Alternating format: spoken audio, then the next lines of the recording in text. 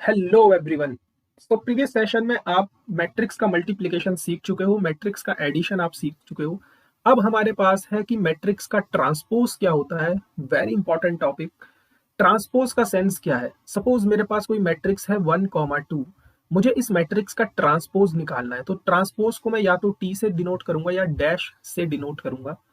तो इस मैट्रिक्स के ट्रांसपोज से मेरा क्या सेंस है कि जो आपकी रो है, जो आपका सॉरी कॉलम है, मतलब जो रो है वो कॉलम में कन्वर्ट हो जाएगी और जो कॉलम है वो रो में कन्वर्ट हो जाएगा। तो मेरे पास मैट्रिक्स ये बन चुकी है। सो इस मैट्रिक्स का ट्रांसपोज ये आ चुका है, इस मैट्रिक्स का ट्रांसपोज ये आ चुका है। सो मेरा कहने का सेंस क्या है कि अगर मेरे पास कोई मैट्रिक्स है ए आई जी, ये कोई मेरे पास मैट्रिक्स है एम क्रॉस एन की, और मैं इस मैट्रिक्स का ट्रांसपोज लेना चाहता हूं, then what does it mean. It's mean that कि जो भी मुझे अब मैट्रिक्स मिलेगी, सपोज मैं उस मैट्रिक्स को बी का नाम दे देता हूं, क्योंकि जो ट्रांसपोज करके मिलेगी वो डिफरेंट मैट्रिक्स है इससे। तो उसको मैं एक नई मैट्रिक्स का नाम दे देता हूं बी। ये क्या होगा कि आपने रो को कॉलम में कन्वर्ट कर दिया और कॉलम को रो में कन्वर्ट कर दिया। मतलब ए जे आई, और जैसे ही आपने कन्वर्ट करा, यहां पर देखो एक रो थी, सॉरी दो रोज थी और एक कॉलम था, लेकिन यहां पर क्या हो गया, एक रो बन चुकी है और दो कॉलम्स बन चुके हैं। ये बात क्लियर है। तो इसका मतलब यहाँ पर क्या हो जाएगा, एन क्रॉस एम। ठीक है। सो किसी भी मैट्रिक्स का ट्रांसपोज से आपका क्या मतलब है कि आप उसकी रो को कॉलम में कन्वर्ट कर दे रहे हो या फिर कॉलम को आप रो में कन्वर्ट कर दे रहे हो। फॉर अनदर एग्जांपल अगर मैं लेना चाहूँ 1, 2, 3, 4, मेरे पास कोई मैट्रिक्स है, मुझे इसका ट्रांसपोज निकालना है। तो जो इसकी पहली वाली रो है ये पहला कॉलम बन जाएगी 1, 2, दूसरी वाली रो दूसरा कॉलम बन जाएगी 3, 4, and these two matrices are different. दोनों की दोनों मैट्रिसेस मेरी डिफरेंट मैट्रिक्स है। ठीक है। अब ट्रांसपोज की कुछ प्रॉपर्टीज है कि अगर आपने किसी मैट्रिक्स का ट्रांसपोज निकाला एंड देन अगेन उसका ट्रांसपोज निकाला तो आपको वापस से वही मिल जाएगा। तो आप इसी एग्जांपल के बेस से समझ सकते हो। ये मेरे पास कोई मैट्रिक्स है, मैंने इसका ट्रांसपोज ये निकाला। अब मैं दोबारा से अगर इस मैट्रिक्स का ट्रांसपोज निकालूं तो ये वाली जो पहली रो है ये कॉलम बन जाएगा पहला, और दूसरी वाली रो दूसरा कॉलम बन जाएगा 2, 4। और ये मैट्रिक्स दोनों आपस में सेम टू सेम है। तो किसी भी मैट्रिक्स का अगर आपने ट्रांसपोज निकाला और फिर अगेन उसका ट्रांसपोज कर दिया तो वापस से आपको मैट्रिक्स ए मिल जाएगी। सेकंड प्रॉपर्टी आपसे क्या कह रही है कि अगर आपने किसी मैट्रिक्स से स्केलर की मल्टीप्लाई करवाई है और उसका ट्रांसपोज लिया है, तो देखो स्केलर का ट्रांसपोज, इस 4 का ट्रांसपोज लेने का कोई सेंस नहीं है, नंबर का ट्रांसपोज नहीं लिया जाता है। सो मतलब आपका जो ये नंबर जिससे आपने मल्टीप्लाई करवाई थी इस पर कोई फर्क नहीं पड़ेगा, केवल मैट्रिक्स का ही ट्रांसपोज होगा। एडिशन में ट्रांसपोज अलग अलग डिस्ट्रीब्यूट हो जाएगा, A dash plus B dash, but multiplication में ये रिवर्सेबल लॉ को फॉलो करेगा। पहले बी का होगा एंड देन ए का होगा। इंपॉर्टेंट प्रॉपर्टी है, ये आपको याद रखना है, बिकॉज जब हम चीजें प्रूफ करेंगे उस समय ये आपको बहुत हेल्प देगा। एडिशन में ट्रांसपोज अलग अलग डिस्ट्रीब्यूट हो जाता है एंड मल्टीप्लीकेशन में रिवर्सेबल लॉ को फॉलो करता है। नेक्स्ट है हमारे पास symmetric and skew symmetric matrices, बहुत इंपॉर्टेंट। अभी जस्ट हमने पढ़ा था ट्रांसपोज ऑफ अ मैट्रिक्स।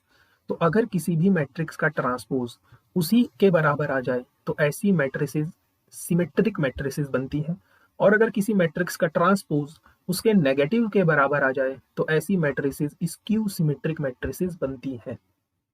अब हमने ऊपर पढ़ा था कि कोई भी मैट्रिक्स आपकी ट्रांसपोज का सेंस हमने पढ़ा था कि अगर मेरे पास ए आई जे है, अगर मैं इसका ट्रांसपोज लूंगा तो ये क्या हो जाएगा, ए जे आई हो जाएगा। ट्रांसपोज लेने पर क्या होगा, ये ए जे आई हो जाएगा, मतलब रो कॉलम में और कॉलम रो में कन्वर्ट हो जाएगा। लेकिन अगर ये दोनों सेम टू सेम है, सिमेट्रिक मैट्रिक्स ये तो कह रही है कि ए डैश और ए सेम है, मतलब ए आई जे और ए जे आई ये दोनों सेम टू सेम है। इसका सेंस क्या हुआ, आप एक 3x3 की मैट्रिक्स कन्वर्ट बनाकर देखो, A11, A12, A13, A21, A22, A23, A31, A32 and A33, ये मेरे पास 3x3 की मैट्रिक्स है। यहाँ पर हम क्या कहना चाह रहे हैं कि ए आई जे और ए जे आई ये बराबर हो जाए, मतलब आई जे आई बराबर हो जाए, आई जे आई बराबर हो जाए, आई जे आई आपस में बराबर हो जाए, मतलब ये एलिमेंट आपस में बराबर होने चाहिए अगर आपको मैट्रिक्स सिमेट्रिक बनानी है। ये वाला एलिमेंट इस वाले एलिमेंट के बराबर होना चाहिए अगर आपको मैट्रिक्स सिमेट्रिक बनानी है। और ये एलिमेंट इस एलिमेंट के बराबर होना चाहिए अगर आपको मैट्रिक्स सिमेट्रिक बनानी है। बट इस डायगोनल पर कोई असर नहीं पड़ेगा। ये बात क्लियर है? इस डायगोनल पर कोई रेस्ट्रिक्शंस नहीं है। रेस्ट्रिक्शंस किस पर है? केवल ए आई जे और ए जे आई आपस में बराबर हो जाए, मतलब ये वाला एलिमेंट इसके बराबर, ये वाला एलिमेंट इस एलिमेंट के बराबर और ये वाला एलिमेंट इस एलिमेंट के बराबर हो जाए। ये बात क्लियर है? मतलब अगर मैं आपसे कहूँ मुझे एक सिमेट्रिक मैट्रिक्स बनाकर दिखाओ, तो आप क्या करोगे? डायगोनल में आपकी चॉइस है, आप कुछ भी रख दो, क्योंकि इसके ऊपर तो कोई रेस्ट्रिक्शंस है ही नहीं। के बाद क्या गेम चलेगा? यहाँ पर आपने जो भी एलिमेंट रखा सेम टू सेम वही एलिमेंट यहाँ रखना पड़ेगा। यहाँ आपने जो एलिमेंट रखा सेम टू सेम एलिमेंट आपको यहाँ रखना पड़ेगा। यहाँ जो आपने एलिमेंट रखा सेम टू सेम एलिमेंट आपको रखना पड़ेगा। And this we have symmetric matrix. आप इसका ट्रांसपोज लेकर देखो, दोबारा से यही मैट्रिक्स आपको मिल जाएगी। ये बात क्लियर है?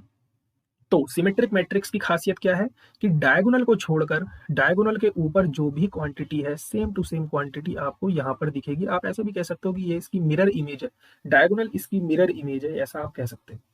ठीक है, नेक्स्ट हम बढ़ते हैं स्क्यू सिमेट्रिक मैट्रिक्स पर।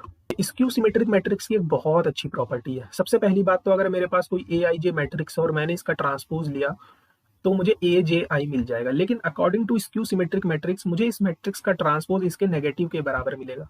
मतलब ए आई जे और ए जे आई के बीच रिलेशन क्या होगा? विद नेगेटिव साइन ये बराबर होंगे। ठीक है, तो ये चीज तो मेरी क्लियर हो गई कि जो भी मैट्रिक्स में, ये मेरे पास मैट्रिक्स है, यहाँ पर आपके डायगोनल्स हैं, ये पहला डायगोनल, ये दूसरा डायगोनल, ये तीसरा डायगोनल। यहाँ पर मैं जो भी एंट्री डालूंगा उसका नेगेटिव साइन यहाँ मिलेगा। यहाँ जो भी एंट्री डालूंगा उसका नेगेटिव साइन मुझे यहाँ मिलेगा, और यहाँ जो भी एंट्री डालूंगा उसका नेगेटिव साइन मुझे यहाँ मिलेगा। ये बात तो क्लियर है, विद नेगेटिव साइन आ रहा है। Next and very important property कि अगर मैं आई की जगह पर जे पुट कर दूं, मतलब इसको ऐसा कर दूं ए आई आई बराबर माइनस का ए आई आई। आई आई किसको रिप्रेजेंट करता है? डायगोनल्स को। तो इसका सेंस क्या हो गया? 2ai बराबर 0, इसको उठाकर मैं इधर ले आया, मतलब ai बराबर 0। मतलब जो भी मेरे पास स्क्यू सिमेट्रिक मैट्रिक्स होगी उसका डायगोनल हमेशा 0 होगा। ये बात क्लियर है?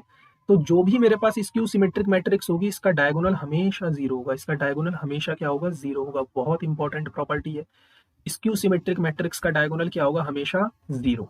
अब आपको एलिमेंट फिल करना है, तो जो यहाँ आएगा 1 उसका नेगेटिव यहाँ पर 1, ये नेगेटिव साइन। जो यहाँ आएगा 2 उसका नेगेटिव यहाँ पर -2, और जो यहाँ आएगा 3 उसका नेगेटिव यहाँ पर -3। ठीक, तो ये क्या है? मेरे पास एक स्क्यू सिमेट्रिक मैट्रिक्स।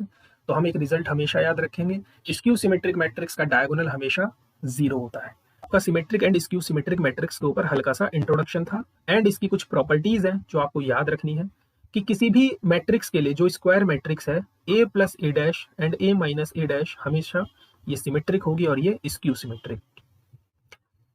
किसी भी स्क्वायर मैट्रिक्स को मैं ब्रेक कर सकता हूं symmetric and skew symmetric matrix में।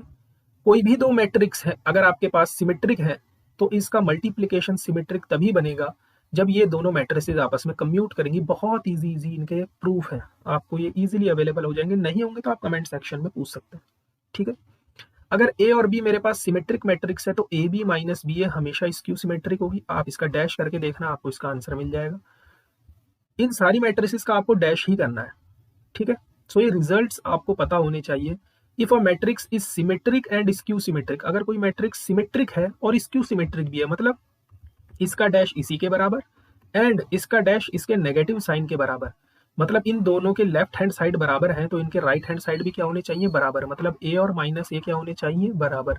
मतलब ट्वाइस ऑफ ए क्या होना चाहिए? 0 मैट्रिक्स, और ए क्या होना चाहिए? 0 मैट्रिक्स। मतलब ए 0 मैट्रिक्स के अलावा और कुछ नहीं होगी। तो अगर कोई matrix symmetric as well as skew symmetric है तो ऐसी मैट्रिक्स केवल एक ही है इस ब्रह्मांड में जो केवल 0 मैट्रिक्स है। तो hope you like this video, thank you so much, जय हिंद। इसके बाद हमारा एक छोटा सा एंड लास्ट टॉपिक बचा है एलिमेंट्री ऑपरेशंस, जिसमें हम इनवर्स निकालना सीखेंगे। सो नेक्स्ट सेशन में मिलते हैं, जय हिंद।